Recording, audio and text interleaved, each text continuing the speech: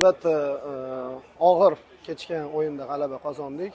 Bunaqa turnirlarda raqibdan oldin hayajonni yengish birinchi o'yinda talab etiladi. Buning ustida juda ko'p ishlarni olib bordik, lekin shunga qaramasdan baribir yosh futbolchilar hayajon o'yin davomida sezilib turdi. Hisobdan kelib chiqib o'yinni nazorat qildik deb ayta olaman. O'sha 2-0 g'alaba qozonayotgan paytimizda kerakli paytda himoyalanishni ham bildik. Bu oldindan o'ylangan reja edi. Futbolchilar o'yindan oldin murabbiylar tomonidan aytilgan barcha to'liq ko'rsatmalarni bajarib berishdi.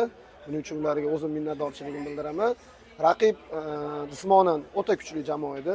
Shuning hisobiga biz ko'proq taktik hamda o'sha o'yinni tezlashtirishni reja qilgandik. Birinchi taymda bu narsalar amalga oshdi. Bu futbol, bunda emotsiyalar bo'ladi. Mana kuzatayotgan bo'lsangiz, shu kungacha mana 8 ta 9 ta uchrashuv o'tgan bo'lsa, hamma uchrashuvlarda futbolchilar kerak bo'lsa qizil kartochkalar olyapti.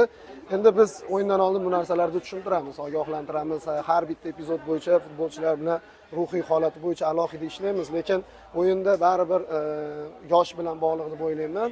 Lekin avvalambor assalomu alaykum. Butun O'zbekiston xalqini g'alaba bilan tabriklayman. Birinchi o'yin muhim o'yin edi. Biz uchun trenerlarimizni bergan topshiriqlarni maksimalni bajarishga harakat qildik.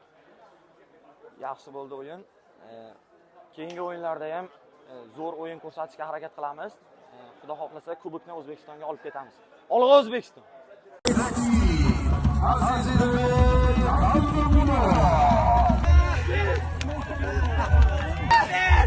O'zbekiston!